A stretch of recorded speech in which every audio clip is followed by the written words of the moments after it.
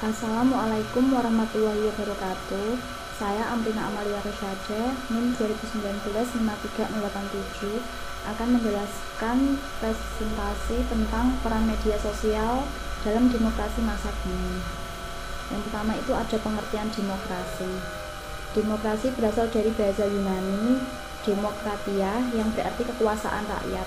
Demokrasi berasal dari kata demos dan kratos. Demos yang memiliki arti rakyat dan kratos yang memiliki arti kekuasaan. Menurut Kamus Besar Bahasa Indonesia atau KBBI, demokrasi adalah gagasan atau pandangan hidup yang mengutamakan persamaan hak dan kewajiban serta perlakuan yang sama bagi semua warga Indonesia. Atau dengan kata lain, demokrasi adalah gagasan atau pandangan hidup yang mengutamakan persamaan hak dan kewajiban serta perlakuan yang sama bagi semua warga negara.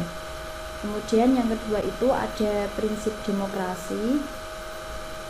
Prinsip demokrasi dibagi menjadi dua. Yang pertama, prinsip demokrasi sebagai sistem politik dan prinsip non-demokrasi atau kediktatoran. Yang pertama, prinsip demokrasi sebagai sistem politik itu ada pembagian kekuasaan legislatif, yudikatif, dan eksekutif. Kemudian ada pemerintahan konstitusional, ada perlindungan terhadap hak asasi manusia, pengawasan terhadap administrasi negara, dan peradilan yang bebas dan tidak memihak. Kemudian prinsip non-demokrasi, ada pemusatan kekuasaan. Maksudnya itu kekuasaan legislatif, eksekutif, dan yudikatif menjadi satu dan dipegang serta dijalankan oleh satu lembaga. Kemudian pemerintahan tidak berdasarkan konstitusional, artinya pemerintah dijalankan berdasarkan kekuasaan. Konstitusinya memberi kekuasaan yang besar pada negara atau pemerintah. Kemudian ada rule of power, yang artinya prinsip negara kekuasaan yang ditandai dengan supremasi kekuasaan yang besar pada negara atau pemerintah. Kemudian tidak ada perlindungan terhadap hak asasi manusia, bahkan sering terjadi pelanggaran hak asasi manusia. Kemudian yang terakhir ada menekankan dan tidak mengakui hak-hak minoritas warga negara. Kemudian yang ketiga ada jenis-jenis demokrasi. Jenis-jenis demokrasi juga dibagi menjadi dua. Demokrasi menurut cara aspirasi rakyat, dan yang kedua ada demokrasi berdasarkan prinsip ideologi. Yang pertama, demokrasi menurut cara aspirasi rakyat itu ada dua, demokrasi langsung dan demokrasi tidak langsung.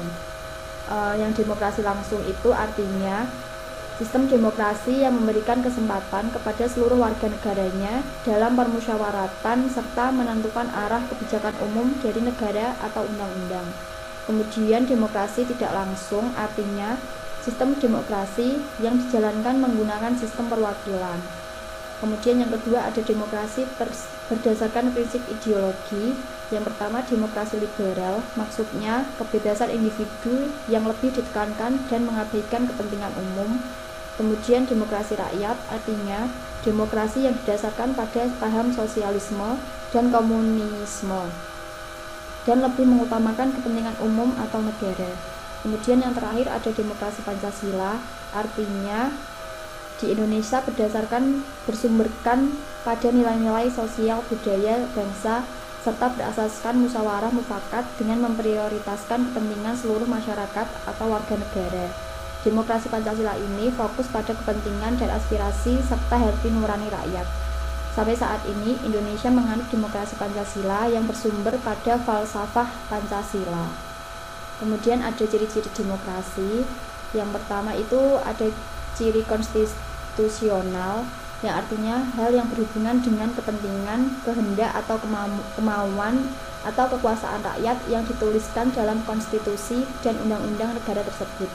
Kemudian ciri perwakilan, artinya dalam mengatur negaranya, kedaulatan rakyat akan diwakilkan oleh beberapa orang yang sudah dipilih oleh rakyat itu sendiri. Kemudian ciri pemilihan umum, sebuah kegiatan politik yang dilaksanakan untuk memilih pihak dalam pemerintahan. Kemudian ada ciri kepartaian, yaitu partai akan menjadi media atau sarana untuk menjadi bagian dalam melaksanakan sistem demokrasi. Kemudian ada ciri kekuasaan, artinya adanya pembagian dan pemisah kekuasaan. Kemudian yang terakhir ada ciri tanggung jawab, adanya tanggung jawab dari pihak yang sudah dipilih untuk ikut dalam pelaksanaan suatu sistem demokrasi. Kemudian yang kelima, ada peran media sosial dalam demokrasi. Jadi media sosial dapat membuat masyarakat semakin terbuka akan kinerja pemerintah dan mampu menyampaikan pendapat melalui sosial media yang semakin mudah diakses oleh seluruh kalangan masyarakat. Media sosial juga mempunyai kontribusi yang positif dan negatif. Dalam kontribusi negatif yaitu berkaitan dengan informasi hoax. Agar dapat memberikan kontribusi yang positif, maka setiap masyarakat harus menyaring informasi yang didapat atau tidak gampang terbujuk kamuflase berita-berita palsu yang menyesatkan. Kemudian penyalahgunaan media sosial dapat merubah prinsip-prinsip demokrasi di Indonesia, karena informasi yang tidak benar dan mudahnya kepercayaan masyarakat dapat merubah kepribadian dari masyarakat itu sendiri secara perlahan. Kemudian yang keenam atau yang terakhir, solusi demokrasi dalam bermedia sosial. Di era globalisasi ini, peran media sosial dalam masyarakat diharapkan dapat memberikan dampak yang positif bagi masyarakat.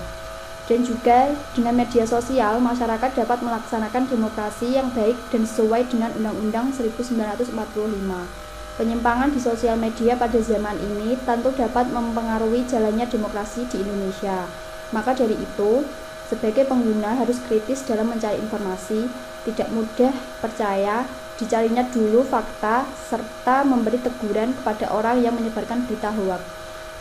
Kemudian salah satu upaya pemerintah dalam mengatasi masalah tersebut yaitu membuat kebijakan atau aturan tentang penyalahgunaan media sosial, seperti membuat UU ITE, memerangi hoax, dan menuntut keterlibatan semua lapisan masyarakat untuk bahu-membahu bersama pemerintah dalam membangun kesadaran bersama sehingga dapat memanfaatkan media sosial secara bertanggung jawab dengan konten-konten yang positif. Baik, kurang lebih seperti itu presentasi saya dengan tema peran media sosial dalam demokrasi masa kini. Mohon maaf apabila ada kesalahan dan kekurangan dalam menjelaskan. Sekian dan terima kasih. Wassalamualaikum warahmatullahi wabarakatuh.